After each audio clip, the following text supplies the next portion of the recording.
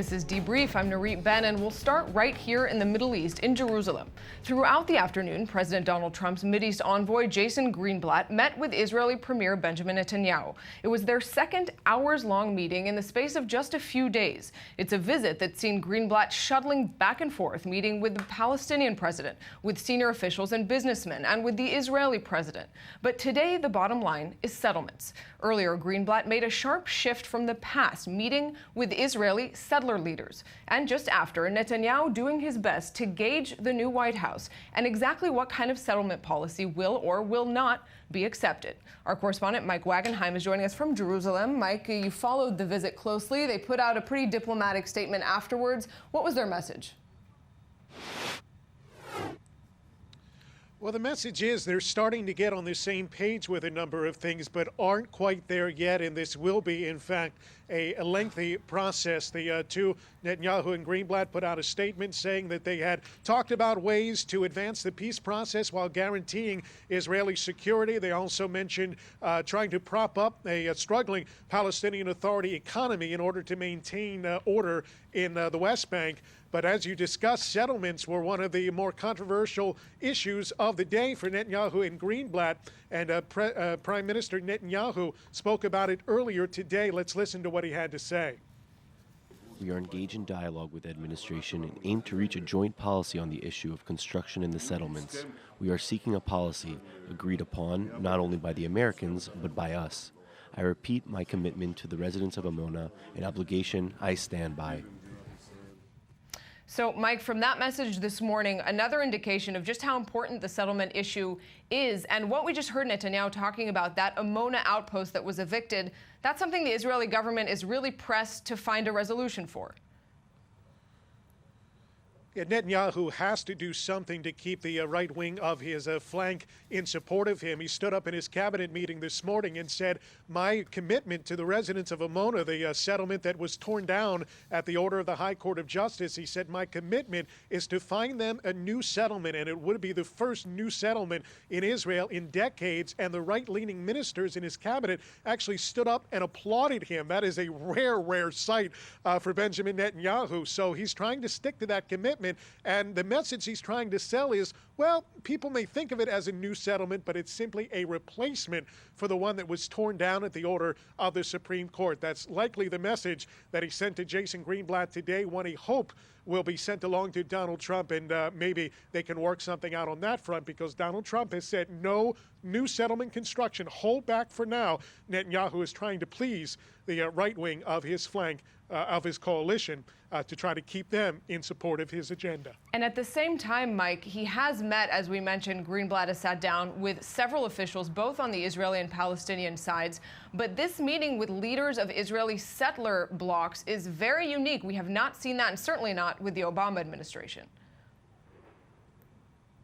No, not with administrations going back decades. U.S. presidential administrations have done all they could to separate themselves from the settler movement in any way, shape, or form. This would be considered toxic in administrations prior to Trump. But Jason Greenblatt, he lived in Gush Etzion, one of the settlements, for a while. He's well known in that community, as is the incoming, or should be incoming, Ambassador David Friedman, who's a big supporter and owns property in one of the settlements. So this Trump administration much more friendly to the settler movement than anything we've seen possibly in the history of presidential administrations in the United States. Diplomatic correspondent Mike Wagenheim in Jerusalem. Thanks very much for this, Mike. And with me here in the studio is Gilad Sharon. He's the son of the late Israeli Prime Minister Ariel Sharon, probably best known for him leading the unilateral withdrawal from Gaza back in 2005. Gilad is also a member of Israel's ruling Likud party.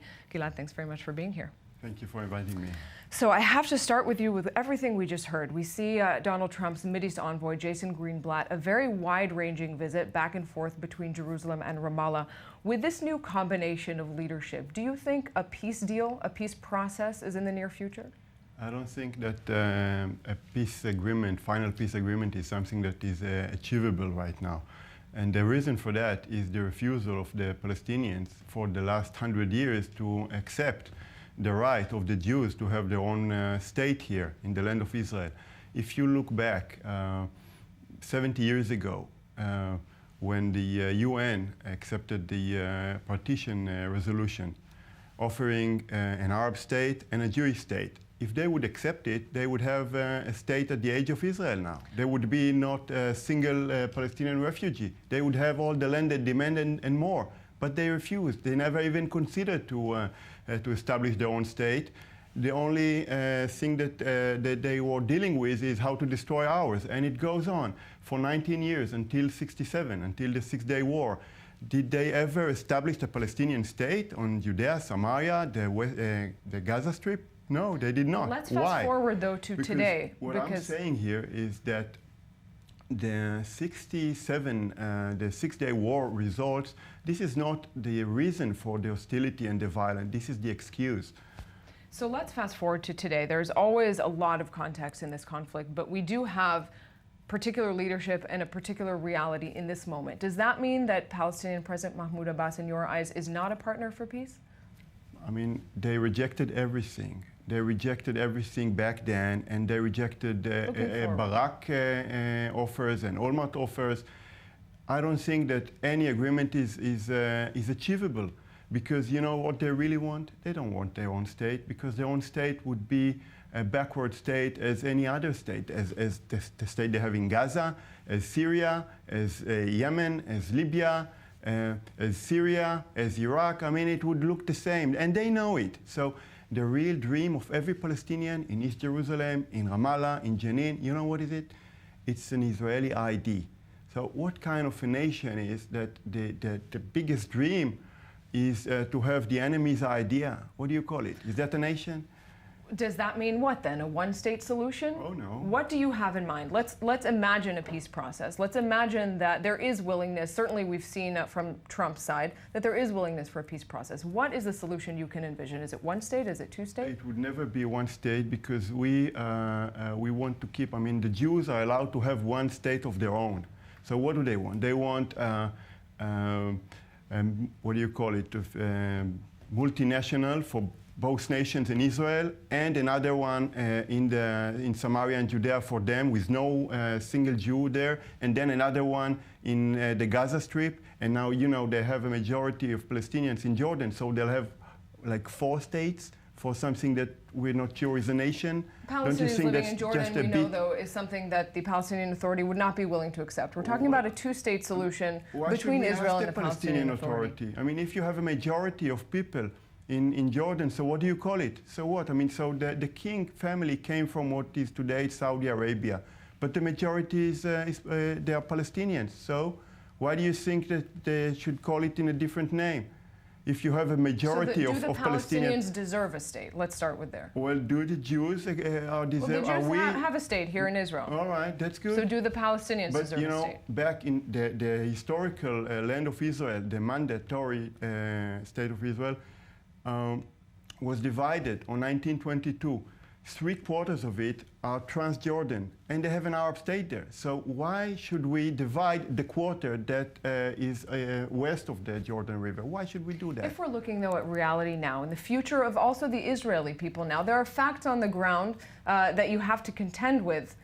Is there a solution that the Likud party would like to find for the future of the Israeli people?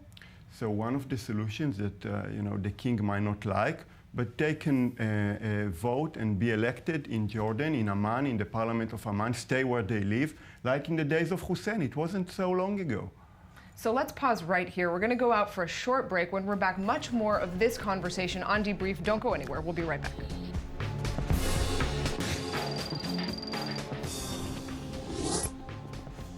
We're back here on Debrief, continuing the conversation with Gilad Sharon, son of the late Israeli Premier Ariel Sharon and a member of the Israeli Likud party. Before we continue, let's look back at the last few weeks. Likud member Miki Zohar made a lot of noise in Israel and really around the world when, in an interview here on I-24 News, he said the two-state solution is dead and offered his ideas for one state. A few days later, the party's spokesperson was right here on Debrief trying to clarify. The two-state solution is dead. Okay. So what is left? Solution. What we left is one-state solution, with the Arabs here as not as full citizenship, because full citizenship can let them to vote to the Knesset. They will get all of the rights they will get all of the rights like Except every voting. citizen except voting Is that for a the democracy? Knesset. My idea that we can let them to vote to the Knesset with only 3 things that they need to do like every other citizens. 1, to go to the army or to go to serve the country like everyone here in Israel is obligated to. You want Second, now 2.5 million Palestinians going and serving in the IDF army. I promise you, they won't serve in And the that's- army. that's without counting they will Gaza let go. Strip. They will let go the option to vote. The majority of the Likud members are against the one-state solution, as much as they are against the two-state solution, because we think that the 2 alternatives are very bad. Right now, because we don't have any other alternative, we support the status quo. Back here with Gilad, Sharon. So we hear one parliament member, one member of the Israeli Likud saying a one-state solution is the answer. The other saying the Likud doesn't want one state or two state. What is going on in that party? Well, I think we're arguing among ourselves because this is not what the Palestinians want. So, I mean... Let's not talk about the Palestinians, because the Palestinians are here often in our they're studios. part of the... Sure, they're a very big part of it, but they will speak for themselves, and I'm interested in what the Israeli government thinks and what the Likud party that you're a member of think. What is the Likud party's position? I don't believe that the Palestinians really want a state of their own. They want to be a part of an Israeli state because this is a very good state. You got healthcare here. You can speak as you wish. Everything is a real democracy, and that's what they want. They know that their own state would be a backward state like any Arab state. But does Netanyahu, does the Israeli we are government arguing about want? something that is not going to happen because they will not accept anything that you will offer them. Nothing. They never accepted Olmart's offers, Barak's offers. They never even dreamed to establish their own state before '67. They wouldn't So dream. they're not a partner for peace in your Well, eyes. you know, the thing that they want is unacceptable. So I think we should... On the Israeli side, should any concessions think be about made? different solutions. Like what? Like first, it will take a long time. If someone thinks that we can sit in a room and we'll just find the right words and then we'll have a solution, it's not going to happen. We are not going to have a Scandinavian peace or something like the border between Italy and France. This is not going to happen here. We'll have to defend ourselves. We will never be able to leave Judea and Samaria, because if we will do that, we'll have from the suburbs of Tel Aviv a territorial continuity until the lunatics of the Islamic states. We will never be able to afford it to ourselves. This is too dangerous for us. But again, we cannot, I would say, have a one-state solution with I don't know how many, 2 million or what, hostile Arabs coming into Israel. This will never happen. So we'll have to think about different solutions. So what do you think, let's circle back for a moment, because you are obviously part of a big political legacy here. Your father, the late Israeli Premier Ariel Sharon. What do you think that he would think of what's happening in Israel right now, as somebody who actually led the disengagement from Gaza, who made a solid move towards what he thought would be a peace deal? Gaza the Gaza Strip is a completely different story, because Gaza is a small place isolated between the desert and Egypt and the sea, and what we have done in Gaza, we will never be able to do in Judea and Samaria. We cannot afford it. It's too dangerous for us. Because should Israel withdraw from settlements at all? Why should we? I mean, for now, we ask for nothing from the Palestinians and we give nothing. The only thing we want is quiet. They'll have quiet, but if settlements are recognized by the Trump administration also and by Palestinians as an obstacle to peace, should Israel in the future withdraw from any settlements? I don't think this is an obstacle for peace, because you know, before there was no single settlement. They never wanted a state of their own. Why? You know, back on June '64, 3 years before the Six-Day War, the first Palestinian covenant. It was published on June in East Jerusalem, and something very interesting, clause 24, in which they're saying that the Palestinians have no wish to any sovereignty over the Gaza Strip or the West Bank. Why would they say it? All right, let's pause here. Let's fast forward back to present day that we're talking about that situation. I want to come back to this story today with Jason Greenblatt, the Trump's Mideast envoy, visiting Jerusalem, and today meeting with leaders of settlements. Oded Ravivi was one of them. He's head of the Efrat Regional Council, a settlement in the West Bank. Oded, good to have you with us. So tell us, what did you hear from Trump's Mideast envoy in that meeting today? Well, to be honest with you, the main thing that we heard was that it was a meeting that was supposed to get to know the different people involved, that Mr. Greenblatt has come to this region to see and to hear that's the signs that he's basically given away when he described this, and that's what he's trying to do, to try and find as many people that he can speak to, learn from them the different approaches, the different views. And to conclude the meeting, it was definitely a very productive meeting as far as I was concerned. There's been a lot of talk of this administration being the most pro-settlement of any in recent history, certainly more than the Obama administration, and that this will be a very pro-Israel administration. Is that the sense that you got in that meeting?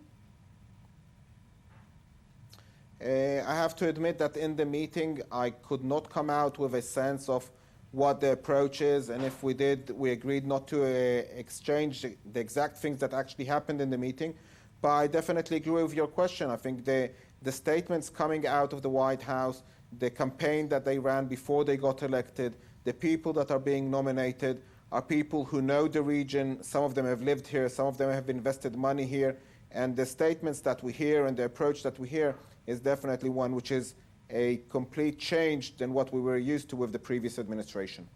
Oded Ravivi, thanks very much for weighing in here. Back with me here in the studio, Gilad Sharon. Briefly, before we go out to a quick break, it seems that the Israeli Likud party, we just heard some sound bites over the last few weeks, has veered sharply to the right since your father's time in the Likud decades ago. Why is that? Well, I don't accept it. I think this is not true. With people like Yehuda Glick, with Moshe Feiglin, we have personalities Moshe that are... Feiglin is not in the Likud anymore. Do you think that the conversation has gone more to the right? Things that were the sort of figures that we saw in the past? Was your father's Likud the Likud that we see today? We can learn from history. Look what happened in the Gaza Strip. They wanted us out. We wanted to go out. But we let's went talk out. about the Likud today. Because you Give know, us a picture of the Likud party today. So the Likud is a wide party with a large spectrum of people and kind of. But it's one thing is in common for everyone is to keep the Jews safe here, because we've seen what happened in places that we left, like in the Gaza Strip. They could, the whole world would help them. They could put gold on the streets. But what did they do with all the money? So we're going to look closer at that. Did they build any factory? Did they Let's do pause anything here with one the refugee moment. camps? We're No. going out for 1 minute, and we're back continuing this conversation. Don't go anywhere.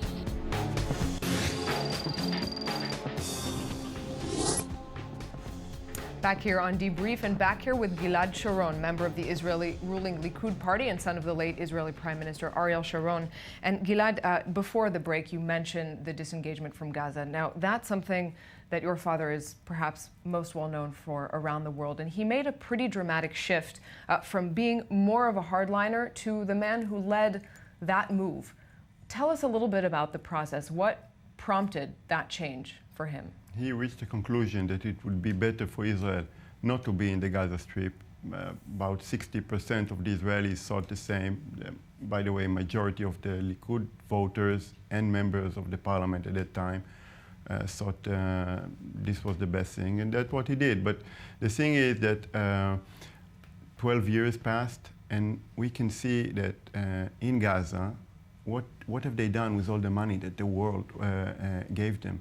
Did they build any new neighborhoods instead of the refugee camps? Any new factories? No. So do you think it was a mistake? They did, of course not, but we can learn from it to other places. So they dig tunnels, they bought missiles and rockets. Why? I mean, we are not there. Why? Because the hostility, it's not a matter of the Green Line or whatever. They do not accept our presence here. They would never accept They never accepted the right of the Jews to have their own state So here. how And this should- is the real issue. And all the other is just, you know. So how should Gaza be dealt with, so to speak, today? Back in 2012, and in the operation back then, you wrote an op-ed saying that there needs to be a decisive victory over Hamas in Gaza. Is that still possible? Is a military solution the answer? I see Gaza as a hostile state. They have their own government. It was elected by the people. I never elected Hamas. They did. So this is the outcome of their choice. I mean, if let's assume that from Cuba they were firing missiles at Miami, what do you think that would happen? I mean, how What would should the be US done, though? What should for So- now, for example, the State Comptroller report, we just heard a pretty scathing report criticizing Netanyahu, criticizing the Netanyahu Security Cabinet for how it handled itself in the previous conflict with Hamas back in 2014. Do you think mistakes were made? Should the policy have been different? I'm sure the army learned what it had to be learned and concluded what it had to conclude. And as regarding the political arena, we had an election since then, so I think we move forward. I hope we won't have any new war, but it won't be a surprise if we win. The withdrawal from Gaza is often used as sort of ammunition by Netanyahu for why this sort of action shouldn't be taken again. Do you agree with that? What do you think of how Netanyahu has run those various security threats? First, Netanyahu supported 4 times in the Knesset the withdrawal from Gaza. But Sure, but the way that he speaks about it today is The Gaza different. Strip is completely different from Judea and Samaria because Gaza is a small, isolated place. One side the desert, the Sinai Desert, and the sea, and it's a completely different. We cannot afford ourselves to do in Judea and Samaria what we have done in Gaza. In Gaza, we had to do what we had to do, but we will never do that because creating a new terror state at the outskirts of Tel Aviv is something that will risk our lives, and we will never do that. So let's talk about you for a moment and politics. You were a close confidant of your father for many, many years, always behind the scenes. What prompted you to enter the Likud party and get into politics yourself? For many years, I had a representative that represented what I thought, what I believed that was right. But unfortunately, he's gone now. And I care about this country, about this nation. And the only place that you can do things or really affect reality is in the political life. So this is what I'm doing. What would you like to affect? Because as you say, when you enter politics, it means you want to affect change of some kind. What would you like to see change? Well, you know, the basic thing is keeping the Jews safe here, the people of Israel. And this is something that really close to my heart because, you know, this is how I grew up. I remember my father, it never mattered what if he had a position or it was a coalition or position. Whenever a Jew anywhere in the world was hurt by a terror attack, I saw the man was furious and he had to do something. And I think I share this thing. If your father had continued on his path, how do you imagine this country would look? Well, you know, you can never know, but we can only look at his history, his legacy. From the age of 17, what he was doing was keeping the security of the Israelis. So I'm sure this is what he would continue doing. Do you recall one of the last things that he told you about where he sees the country going? Well, regarding Judea and Samaria, he first he had an understanding with the Bush administration that building within the settlements. So I mean, understanding is achievable with the administration, but he agreed with the Bush administration to follow the roadmap. And this is something that would take time, and we could see if the Palestinians really would he have been willing to withdraw from settlements altogether? Why should he? Of course Would he not. have, from what you know? No. All right. Well, on that, we'll look back in the past and today. A lot to talk about. Thank you very much, Gilad, for being here, me. for weighing in. And we're going out for a quick update here on Debrief.